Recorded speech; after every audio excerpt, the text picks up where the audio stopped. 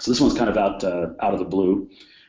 This is here just to kind of remind you that there's quite a lot of other types of questions that are potentially on this exam. So okay, standpipes are.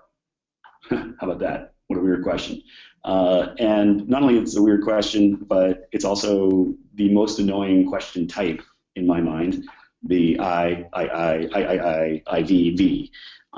So we're just going to kind of run through it and start thinking about this thing. Let's see. So what they are is useful emergencies, located near stairs, wet or dry, always charged by the fire department, always dry. And then you have a bunch of choices down at the end of which ones can those be. Well, right off the bat, one of the things you should notice is that 3 and 5, wet or dry, and then always dry, are clearly anti each other. So it can't be both 3 and 5. And so from a strategy standpoint, you have sort of two ways of going. Now this one's actually, if you know what standpipes are, it's actually a fairly simple one, but if you know or don't know, sometimes it's easier, instead of going through everything in detail, you find those little moments. So you're always scanning, looking for those moments so that you can then cross off a couple of possible answers. Because if you're guessing between 2, it's way better than guessing between 4. Like, I know that's sort of obvious, but it's worth saying. So 3 and 5 can't go together.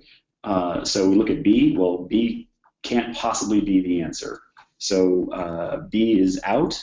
And then the question really becomes, is it A, and therefore 3 is correct, or is it C or D? And if it's, therefore 5 is correct. And if it's C or D, then the real question is 4 correct? So we've now, instead of looking at all of these things, we've now sort of narrowed it down to just a couple of very specific questions. But given that, we're going to reverse back and actually talk about standpipes for a second. So a standpipe is something I'm sure everybody has dealt with in the past in some way or another, but it's worth just kind of running through it real quick. The classic example of a standpipe, there are various types of uses of standpipes, but when somebody refers to a standpipe, the classic example is, imagine you're a firefighter. You're going to run into the building. Your buddy is going to plug in one end of the hose to the fire hydrant out in the street. You've got the other end of the hose, and let's say the annunciator panel says it's on the 7th floor. You're going to run up the stairs to the 7th floor, carrying a full hose filled with water. Water spilling all over the place. People are in the building trying to get out the same stair. They're tripping over the hose. It's just sort of a huge mess. You're carrying a really heavy hose also up all those flights of stairs. So that just doesn't make any sense. So, okay, what's a standpipe do? Well, a standpipe essentially takes the place of part of the hose. So instead of attaching the hose to the fire hydrant, you attach the fire hydrant to the Siamese connection in the street. So the Siamese connection is those little parts of a pipe that poke out of the front of the building, and I can connect directly from the fire hydrant to that pipe that pokes out to the street, to the front of the street. It's almost always to the front. It doesn't have to be, but it's almost always to the front. And I could use a fire hydrant, I could use a pumper truck, I could use any number of different sources, but I can then take that fire hydrant and fill that pipe with water. Well, that pipe is then going to go into the building and then up and touch every floor, so that the firefighter runs into the building, runs up the stairs, whatever floor it was I said, let's say 7th floor. They run out the 7th floor, they attach their hose. What up to that point is a nice light dry hose, attach it to the standpipe up at the 7th floor, and then fight the fire right there directly, having filled that standpipe with water from the fire hydrant. So standpipes are incredibly useful in a fire emergency. They kind of speed the process. They make it much more sort of believable that people can get out safely and the water can get to the place it's supposed to go. You can also use standpipes in a lot of different ways. They can be part of the sprinkler system. They can be tied into systems up on the roof, like in an older city, you see a lot of big old water tanks up on the roofs. Those are often tied to standpipes so that the standpipes are charged with water from the building itself. So the fire department doesn't even have to charge the standpipe. So it's this kind of amazing and useful and great, sort of very simple system to get the firefighters the water they need at the location they need.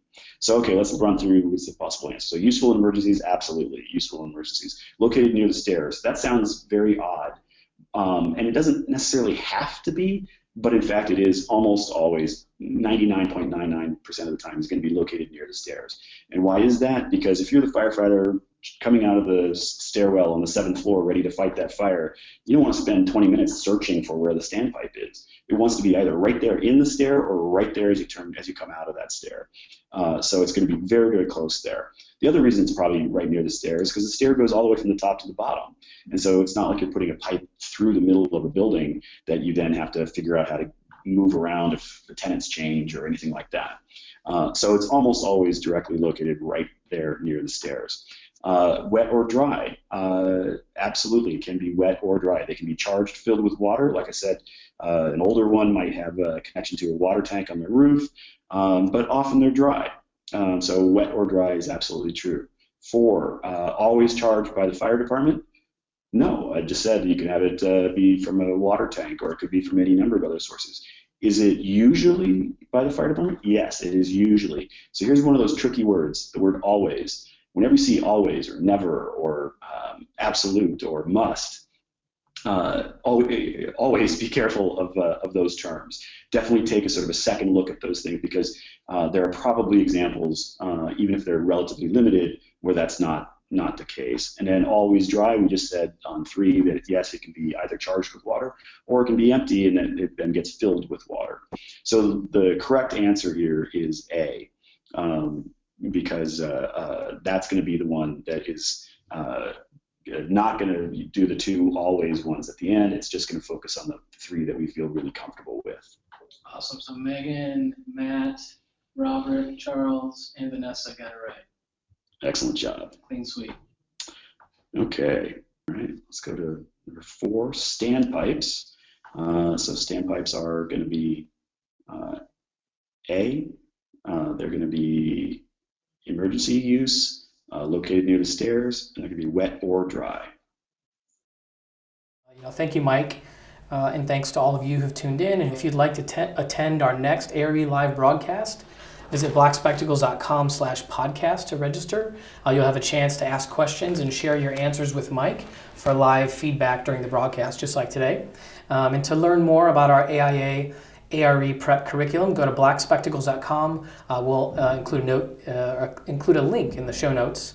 And for those of you who are ready and want to go ahead and get busy preparing for the a.r.e., you can use a coupon, a 15% coupon off the first charge on any AIA a.r.e. prep membership with code 527-15-webinar. That's 527-15-webinar. And that'll expire on June 15th. And of course, if you're already an AIA member, you can visit aia.org/ARE prep to get a 30% discount for the entire duration of your AIA ARE prep membership, not just the first charge. And that also expires on June 15th. And finally, please leave a comment below the video to let us know what you think and share any suggestions that you may have. I promise we'll read every word that you write and use them to tune our next episodes. So thanks for watching.